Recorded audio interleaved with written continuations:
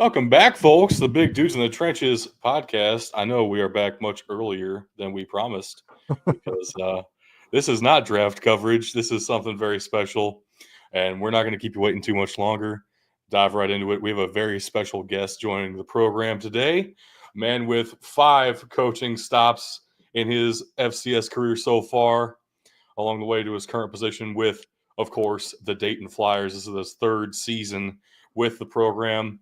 And without further ado, joining us, the defensive coordinator of those Dayton Flyers, John Bowes. Welcome, Coach.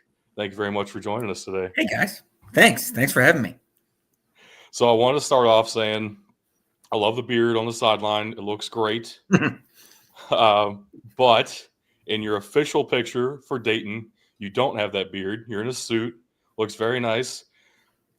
You have the same exact look as you did in 2010 in your William and Mary media guide in that same suit. That's right. It is incredible how identical you look to 15 years ago. Yeah, well, thanks. You know, I've got some gray hair now. I got 2 kids that are 4 and 2, so I got a little bit more gray in my beard now. That's relatable. Fast. Yeah, oh yeah. But my wife likes the beard, so I keep the beard. Perfect. All right, so we didn't say in your introduction there, you are a former player for a Division III school out in D.C., Catholic University.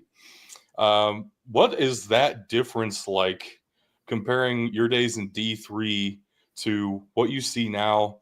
It's a non-scholarship league, but it is Division I football with the Dayton Flyers.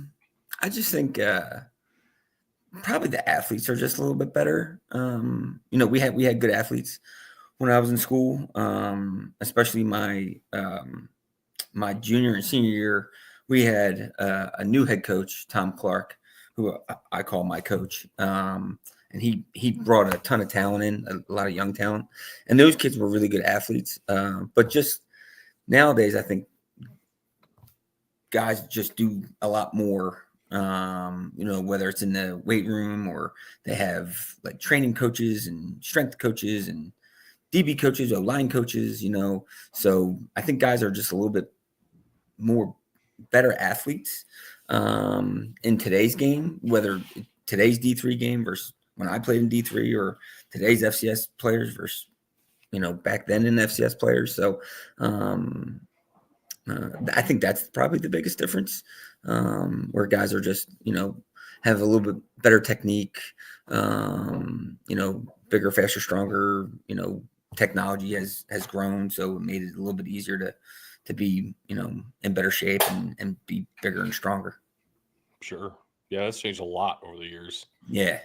And then, just in our league, and I'm sure everyone in our league does this, but I've been to some great FCS scholarship programs, made it to the playoffs on several teams and stuff like that. But we run that. Coach Andrews runs this just like we ran it at William and Mary or New Hampshire or Fordham or Bucknell. Where we give our guys some training table and feed them, and we have our own strength and conditioning coach, and we're not sharing it with, like, when I was in college. We shared the strength and conditioning coach between all the teams, and we had probably 27 teams, men's and women's sports. Now we just have our own, strength and conditioning coach that really helps us. He's a former player, former All-American here at Dayton. So I think that has a lot of help with this, so just Coach Andrews' way of how he runs things. We run it very similar to, like I said, William and Mary, New Hampshire, really top-notch programs. Now, we see it all the time. You mentioned the technology for everybody, but we see it all the time at the D1 level. All these big schools, the FBS level rather, these big schools spending billions on facilities practically. Yeah. Do you see anything similar like that at the FCS level? Do you guys feel like you're having to constantly upgrade your facilities to keep up? Yeah, we're always trying to do that. We have pretty much a brand new practice facility, which is turfed up, which is really nice. Our weight room. Now we're in a little bit different of a situation because our basketball program is like a national basketball program. Right. And, right. So those guys are really the bell cow for our athletics program. So salty about that one tournament. So we kind of on the coattails a little bit, and if they get cool stuff, then we get cool stuff too. So that's always nice. But nothing compared to like the Power Fours or probably even the Missouri Valley. I've seen photos of like North Dakota State stuff, and that's just unreal. Even when I was at William Mary, we had really, really nice stuff. New Hampshire was was good stuff. But I don't think it's anything compared to probably what South Dakota State or North Dakota State have, or the Montana schools either. Right. It's really cool though. You don't need all that fancy stuff to win, which you guys have proven. No, and Dayton has a rich tradition of winning. Oh yeah. I think we're one of 9 schools that have 700 victories. And we won at the Division III level. Dayton won in the 70s and 80s. National championships, and then they came up with the Dayton rule, where you can't have other sports that are D1, and then you can't play Division III football. So that's how the Pioneer League kind of started, because of Dayton, and then they've just had a tradition of winning. And once you win, it's easier to win because you know how to win from that point. And I think our kids kind of understand that, and the seniors do a good job passing it down to the freshmen, and that's how that kind of continues. So our first year we struggled a little bit, some new schemes and new coaching and all that sort of stuff, and but this past year we had a 2-game improvement, and I think next year we're looking to do the same thing. And it's all about our kids, and our players do a great job. So it's always been a players game, and always will be a players game. Sure. Yeah. Speaking of some of those programs you worked with in the past, not only have you worked with some great programs, you've worked with some incredibly legendary head coaches of the game. Coach Laycock, Coach McDonald. I mean, those guys that is William and Mary to me, Jimmy Laycock. And then Sean McDonald just was New Hampshire to me. Oh, yeah. My era. How have those guys influenced your career? What was your experience with them? Oh, it's just great. I tell this to recruits all the time. I don't know how many coaches have coached with 2 will be Hall of Fame, like first ballot Hall of Famers in college football, and Coach Laycock and Coach Mack. It's great because they're very different, but they run their programs very similar. So when I was a young coach, I worked with William and Mary, so I learned a lot from Coach Laycock because I didn't know a lot, And then when I got to Coach Mack, I was a defense coordinator for a year. So I've had some good experience in special teams coordinator and stuff like that. And when I got to Coach Mack, he's just so competitive, and that's why UNH made it to the playoffs for 15 straight years, whatever, some ridiculous amount of time, just because he was himself, and the players loved him, and the coaches loved him, and that's that he was who he was, and the team looked exactly like how Coach Mack wanted to look like, and that's why they made it to the playoffs, because they were tough guys that always played hard, that were very disciplined. They wouldn't beat yourself, and then they were creative because they had, we had to be a little bit in recruiting or schematically or for just finding guys under recruits underneath rocks, and some guys wouldn't take, but we took them because they were tough. And, that's what Coach Mack wanted, tough kids, because tough kids usually make the right decisions and figure out a way to win games. And that's what he did. So it was awesome working for both guys.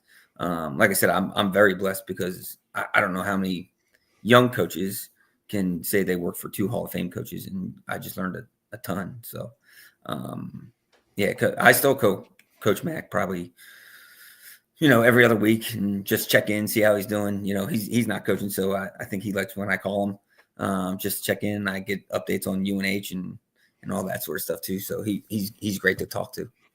Keeps him in the game a little bit. Oh yeah. Well, and then his best friend was Chip Kelly, and he was at Ohio State, so that's only like an hour away. So I told him he's ever in Columbus, he can always just come on by. So I don't know if he'll be in Columbus much more. He likes Ryan Day a lot. So, obviously he coached Ryan, recruited Ryan. Yeah. And, but like I said, if he's ever in Columbus, I always told him to try to make it down to Dayton if he wanted to check out a game or a practice. Absolutely. So talking about all these head coaches that you've worked with, and now you're working with Trevor Andrews, who was also a DB when he played like yourself. Yeah. What's that relationship like, and how does that affect your defensive schemes and everything? Sure. I actually, when I first got the job at William & Mary, one of my best friends from college, Brendan Nugent, he coaches in the NFL now. He was the running backs coach, I think, and he called me. I was at Clarendon University, which is a Division II school in Western PA, as a GA. And he called me and said, "Hey, there's a defensive assistant spot open. I think you'd be really good for it." So the defense coordinator at the time was Bob Shoup, and Coach Andrews was the D-line coach at William & Mary. So that's how we kind of got connected. So I got the job from Nuge, and fortunately, they said you had to be there on Monday. I think I interviewed on like a Friday and said you had to be there on Monday. Coach Laycock told me you got to be here in 2 days. I said, okay. So I was 21, 22. So I don't have a lot. I didn't have a lot. And so I had a red Mercury Cougar, and packed that thing up and Hell yeah. drove down from Clarendon, Pennsylvania, all the way down to Williamsburg, Virginia. And fortunately, Coach Andrews, he was young. He was a young assistant coach at the time. He had a townhouse and had an open room for me. So I had to buy, I think I bought like a twin bed. Like I didn't even have a bed. I just bought a twin bed and like an IKEA bed frame and made that there. And we lived together for, I think 5 years together. And then he made the right decision and he found his wife. And then he told me I had to leave. So I got kicked out then when his wife moved in. So I understood that. So me and Coach Andrews have been, really, really good friends since I got to William & Mary. And then, I left to kind of further my career to be like a linebacker coach and a special teams coordinator at Bucknell. And then obviously he moved from the D line to linebackers, the defense coordinator at William & Mary. And he had great defenses all the way through there. And then he went to Western Michigan as a linebacker coach. So when he got this opportunity at his alma mater, it was great. I was his first call. And then, I just had to kind of convince my wife that we should move from New Hampshire to Ohio. Because I know I wanted to do that. And then, so we did that, and working with him, it's, I know what he likes defensively. He knows what I like defensively. So, we work it together. It's obviously his program, so I want everything to be reflective of him. But he lets me do my thing, whether it's game plan wise or depth chart wise or anything kind of related to that. And then if I need some feedback or bounce off ideas, I can always go in his office. Me and him, our doors are right next to each other, so I can just walk right on over and we talk some ball and stuff like that. But it's all really the same kind of defense that we ran since we were at William & Mary together. Really, a few wrinkles here and there.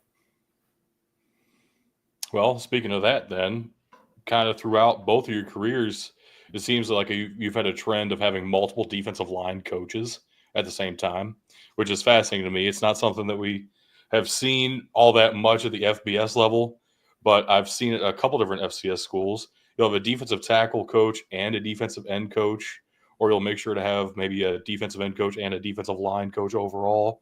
Like what is that importance to your scheme? Why do you separate those responsibilities? Yeah, that's a great question. I think it's, we have like a defensive line coach and he has an assistant. So if he has to, work with specifically with the defensive tackles, let's say for an indie period, then he can let the other D-line coach work with the DNs. And then if he wants to work pass rush with the DNs, the next individual period or anything like that, he can go over to DNs, and then the other guy can work with the D tackles or something like that. Or then they can both work when you have all four there. I want more eyes on those D linemen. We kind of just saw in the Super Bowl, I think the D line can really wreak havoc on any game. And I think it's also the fastest way to lose a game too, if we just get beat up front really, really hard. So I want, it's good to have eyes. Coach Andrews was a D-line coach as well. So he's always down there, checking out things, especially for we have a young D-line. We had a really young D-line last year. We only had 2 seniors. And then we'll have an even younger D-line because those guys graduate. We'll have an even younger D-line this year. Just have more eyes down there, and then they can always hear something after every other play, whether it's, some version of technique. They'll always hear me yelling just to run to the football. But D-line, I think is the most important thing. I heard Kirby Smart talk at a clinic, and he was like, protection always beats coverage. And I couldn't agree more. So how do you beat protection? Hopefully you have 4 really good D linemen. Like I said, the Super Bowl showed that this year. The Eagles just kind of beat up the Kansas City line and wreaked havoc on Patrick Mahomes. So, and that's really why, I think that's why they won, or at least they dominated them. So I think that's why. So it's always about the big guys in the trenches, get some long twitchy guys and let them loose and, stop the run, and then they can have some fun. Absolutely. Yeah. So you are losing an All-American at linebacker, though. Yeah. Gideon Lamprin is one of those guys I said is one of my favorite players on every team. He's with the Bowling Green Falcons now, which is cool and all. But that does speak to a wider trend in college football, of course. How has the transfer portal affected you guys? What's your strategy with that? Sure. Because you have to have one. No question. And it hurt losing Gideon, but he was able to get a scholarship and kind of make his dreams come true. Which ultimately that's why we're in this business, to help kids reach their goals, and that was his goal. So that was great for Gideon. But when he was leaving, I told him I wish you were staying around for one more year, make me a better coach for sure. Cause he was just fantastic. He was great. He was one of the guys that were super aggressive, super twitchy, and he might go in the wrong gap, but he made it look right. So, I didn't have to get on him as much, but when, a play broke and he did go in the wrong gap, we had to get on him, but he was always great. He could take coaching, and he was just a pleasure to be around. He was a great kid. But for the portal, Dayton, and you brought up Gideon. Gideon was really we had one other defensive back go in the portal and get a scholarship somewhere else. He went to Grand Valley State, which is a Division II school in Michigan. But the portal really doesn't affect Dayton as much. We'll go in there and we'll get some guys, for position of needs, maybe like quarterback, or this year I know we'll be looking for some linebackers, especially in the May portal. And with this new legislation coming down, I think there's going to be a ton of movement, which is going to be crazy. But the reason I don't think Dayton gets affected too much with the portal is just our school atmosphere and community. Once you get, like, Dayton's a really fun school to go to. And then you can get a great degree that really means something. So kids don't usually leave, like when they're undergrads. So, and that's not just our football team, but that's really our really all of our school community. Like, I don't see too many people transferring out of Dayton just because of the degree you can, and then the degree you can get, and then just the atmosphere. And it's a fun school. I hear from our players all the time that how much fun they have. So, so it doesn't affect us too much, but we do have a plan. If a guy goes in as an undergrad, Coach Andrews handles that on an individual basis. If he graduates from here, I always tell those guys, hey, just give us 4 years so you can get a degree from Dayton, and then your 5th year, if you've redshirted, I'll help you go anywhere you want. But I think it's important to graduate from Dayton, because you and their families are putting a financial burden on them, an investment, a financial investment. So I think they should graduate. But that's always my pitch to our guys. But yeah, I think this May recruiting is going to be crazy because all the Power 4 guys have to go down to 105. Right. And then, like I said, our basketball team is our bell cow. We're going to opt in, so we have to get to 105 roster spots. I'm sure other teams that are opting in will have to get to 105. The portal is going to be crazy in May, with probably a lot of really good players. So I know we'll be on the lookout. Like I said, just off the top of my head, because Gideon left, we're going to be looking for a linebacker. But for the most part, we haven't lost too much in the 3-year recruiting cycle I've been here at Dayton. We haven't lost that much. So it's a huge testament to you and your fellow coaches there, though, too. Yeah. Like, I don't want to leave you guys. Well, and another thing you mentioned was, getting your degree from Dayton. It seems like so much, especially at the FBS level, it seems like school is almost secondary. Do you think that kind of that relationship you have with the school and how good the education is, do you think that helps you guys being a non-scholarship program as far as keeping players around? Yeah, I think so. I think it has a part to it for sure. And in all honesty, the other thing that portal really helps, I think it helps us recruit. Like, we're getting better high school kids because they're not getting scholarship offers because the scholarship teams are offering portal kids. So it's helping us, I think, a lot with the high school guys. But I think we do a good job, and Coach Andrews does a great job of identifying guys that will work with us and really understand how important getting a degree is. Like, we have 2 guys in the NFL right now on active roster. We have Adam Troutman, plays for the Denver Broncos, and Michael Neese plays for the Detroit Lions. So, like, we tell guys, if the NFL is going to find you if you're a good enough player, whether you go to Dayton or Alabama. So, guys can reach their goal to play, NFL, CFL, the UFL now is a big thing, which is awesome. So they can play professional football from here. I've certainly sent some guys to play professional football. Coach Andrews sent a ton of people to play NFL football in his coaching career. But at some point, your professional career will end, and you have to rely on that degree that you want to get. And we don't put any restrictions on guys of what they can study. We have engineers on our team. We have pre-med guys on our team. Business is our biggest one. And then, liberal arts and stuff like that. But I know some schools say, hey, you can't be an engineer and play football. We don't do that. We want our guys to have a great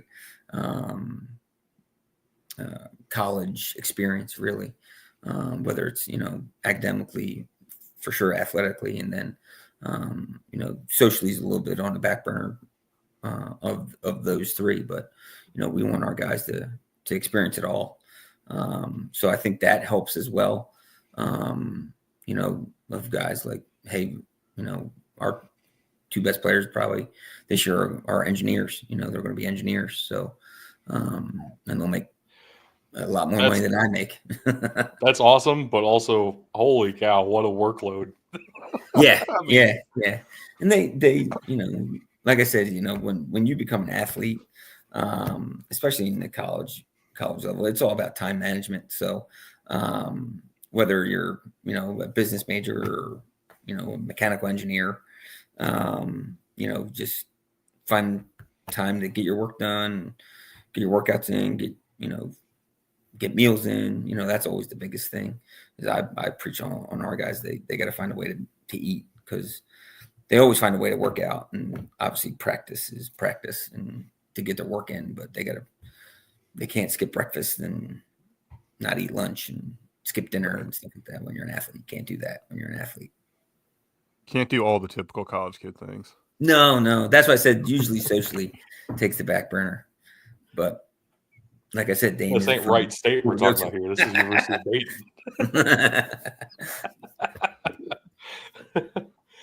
Dayton. So looking ahead a little bit to next season, you've said you have a couple of great engineers on your squad already. Looking forward to next year. Do you have any big games circled? I know most coaching staffs, your answer is going to be no, every game's important. I get that. I'm looking forward to, you have Butler at home. That was a massive game last year. Oh, that was a fun game. You guys were at Butler, and I am excited for that game more than anything. Just letting you know. Nice. Any games you guys have scheduled? Yeah. And the Pioneer is like a really good league right now. Yeah. Like, where do you see Dayton fitting in 2025 Pioneer League championship contender status? Yeah, for sure. We say as a coaching staff all the time, our league is so wide open. I know Drake won the last two, but they've been in tight games. I mean, that's been tight, right? The last 2 years. We didn't get to play those guys. But I think anyone can really win the league. And then this year is going to be so different because there's 5 new head coaches in our league now. So 5 guys that we haven't seen or haven't game planned against. But to answer your question, I think our guys get up for we'll play 2 scholarship teams. Our guys will definitely get up for that, with a big chip on our shoulder. And, I try to talk in their ear a little bit about that too. Like, hey, they didn't want you. They didn't offer you a scholarship. Let's go show them, so we play Eastern Illinois the first game. And then Robert Morris, I think, is the 3rd game of the season. So those would be 2 really fun games, especially for our guys. Is that home or is that in Pittsburgh? Is, San Diego. I haven't beaten San Diego yet, and they were such a good team. And we're going out there. So that's a great environment to play a football game in, especially I think we go late October. So, when it's starting to get a little chilly here, we go out to San Diego, it's 80 degrees, which is nice. And then Butler. Strategic scheduling there. Butler's a big one. That's always a fun one. And you have Drake at home too. Drake, I haven't played Drake yet. We haven't played Drake yet since I've been here. We end the season at Davidson, and that was, 2 really good teams, but they have a new coach. So, I don't know what type of offense they're running yet. I hope they don't run the triple. It's nice when you don't have to defend the triple anymore, which is good. I know we did a good job against it, but that takes a lot of work. And then Morehead State, I know that's always good. And we're going to go down there in Kentucky. So that will be another fun game. That's a close game for us. Butler's a close game for us, but I'm looking more forward to San Diego. I want to get those guys, and they're well coached. They have really good players. They had the best player in the league last year. That wide receiver was awesome, number 89. Yeah, he was a real dude. Their head coach, New Hampshire, that kid would have played at New Hampshire for sure. I'm surprised he doesn't have a scholarship. That kid's awesome. Oh, man, San Diego's new head coach. He was not new this year. He was new last year, I think. Right? Last year, yeah. Coach at Colorado Mines. Yeah. Right. Which that program was incredible. Yeah. And I know San Diego kind of turning around pretty quickly. They were dominant for a stretch there, and then we're right back in the thick of things. Pioneers, absolutely wide open. Yeah, I think that they're the only Pioneer school that won a playoff game, and I think they won 2. But yeah, I think the Pioneers is wide open. I would still put Drake as the favorite because they're the 2-time defending champs, right? But San Diego is really, really good. Butler, they have a new coach. They're really, really good. Morehead State did a heck of a job last year. That was a new coaching staff and did an amazing That's a job. pretty rough start too. Yeah, they played their butts off on defense, and they had a quarterback that I really liked. Their quarterback, he was a tough son of a gun. He would get hit, he would come back, he would talk trash. He was a fun. I always like going up to their best guys after the game and just kind of shake their hands. And he was a good kid too. So, yeah, it's a wide open. Like I said, I have no idea. We finished second to last 2 years ago, and then we jumped up to, I think we finished 4th or 5th this year. And I'm hoping we get we keep growing as a program. I think we have the right guys on the spots, and we're in the middle of winter conditioning right now, and we start spring ball at the beginning of March, so that'll be really fun, and kind of see how our guys grown. And you got new guys stepping into roles. Like I said, Gideon's gone, so we need to find some guys that can have some really good production and get after some people, because we used him a lot. Sometimes we put him on D line to go rush the passer, and moved him around so teams wouldn't get a beat on him. And he did, like I said, he did an amazing job. He wasn't voted the league defensive player of the year, which I thought was a joke. By far, he was the best player in the league. But when you get 5 new head coaches, maybe those guys didn't vote for who they wanted or whatever. I don't know how the voting went. I'm not privy to that. It's above my pay grade. A lot of doubt in that talk, though. I hope we get up there. You got to turn that into we will be up there. That's right. Come on, Coach. That's right. No doubt. Words mean a lot, brother. No doubt. But it's such a, like you said, it's such a good league. I didn't even like St. Thomas. We don't play them this year, but they're a heck of a program. They do a great job. And then we don't play Marist this year either, but we play everybody else. This is St. Thomas's first year eligible for the Pioneer Championship, I believe, as well. Is it? I thought last year was, but it could be this year. I have no idea. Well, they changed the rule on that, so I don't remember which one is which now. Because it was either they were eligible next year and they changed the rule to make them eligible this year, or it was they're eligible this year and they changed it to make them eligible last year. I don't know. Whichever way it was. Yeah, they're good, man. They're big.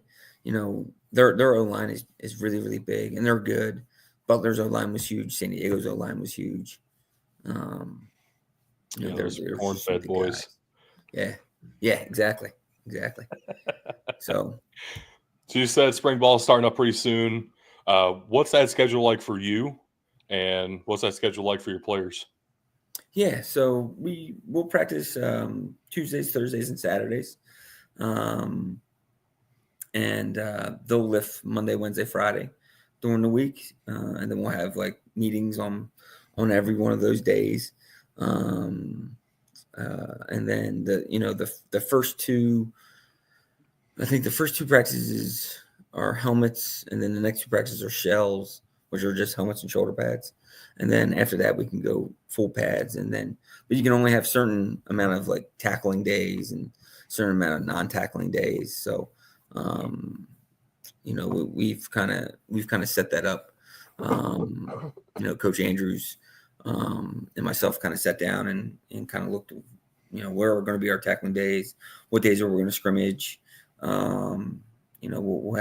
have a spring game on April 14th, which is a Sunday, and then but we'll have another big scrimmage, I guess, right before that, and then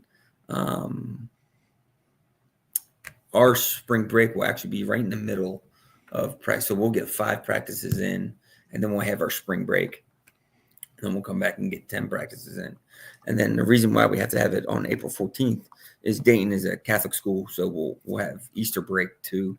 So I think we have our spring game, then the kids have school Monday, Tuesday, and I think they have off Wednesday until the following Monday for Easter break. So we had to kind of get all 15 in, a little bit earlier than we usually do. But I think the kids like that. We practice in the afternoon. We'll practice from like 4:30 to 6:30 every day. And then once again, because of like engineers and pre-med guys, that's when they have to get out and get done with all their labs and stuff like that. So, man, it's crazy to me that y'all are taking a spring break and an Easter break. Yes, that's awesome.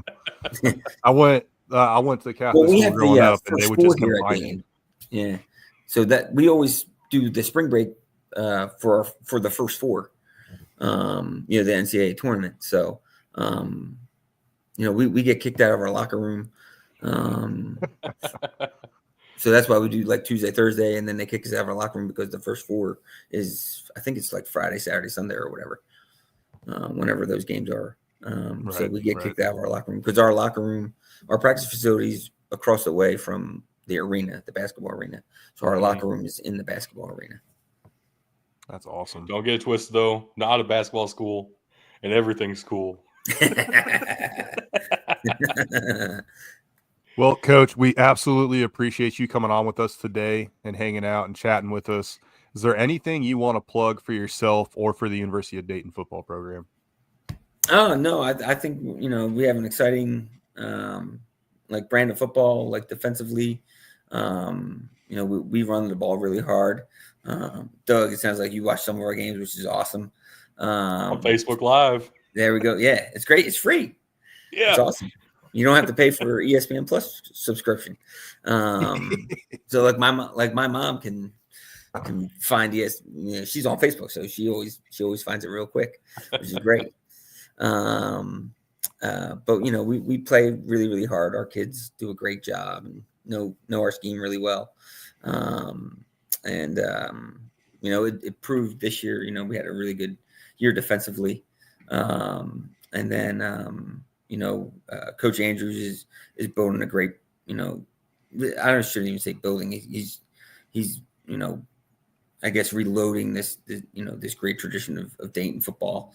And I think we're getting kids that, love to play football, that want to get a great degree, and they play really hard. And, I see, Coach Andrews, I think he told me, when, like I said, we lived together, and, since he's been here, as a player, he only lost, I think he can count the losses on one hand of how many losses he had when he was at Dayton. So, that's what we want to get back to, and that proud tradition. And we have great alumni support and great support from our administrators and students and other athletes, which is always cool, which is great. So, Dayton's a fun place to play football. I know that. And coach football. Fun place to watch football, too. That's right. Get out support the Dayton Flyers, folks. That's right, baby. All right. Thank you so much, Coach. Appreciate your time. Well, thank you guys. Anytime. It was great talking to you guys and meeting you guys. So I really appreciate it. Thank you guys very much. Absolutely. All righty. Oh, man. So got to break down a couple things. First of all, that conversation about the defensive line, incredible. Love that. Right? How important it is, right, to get up the middle and the pass rush technique. Teaching that separately to the point where you have multiple coaches is beautiful. Makes sense now. Yeah, it does. And, all right, so another thing that folks may not know, Coach Bose just does not have a Wikipedia page, and I don't have edit rights to this. So, I know you can, sign up and turn in a Wikipedia page. I didn't do that. I just looked up every media guide of William & Mary and of North New Hampshire, and from his time at Fordham, which was very brief, but also fascinating media guide. So all this information needs to be compiled somewhere.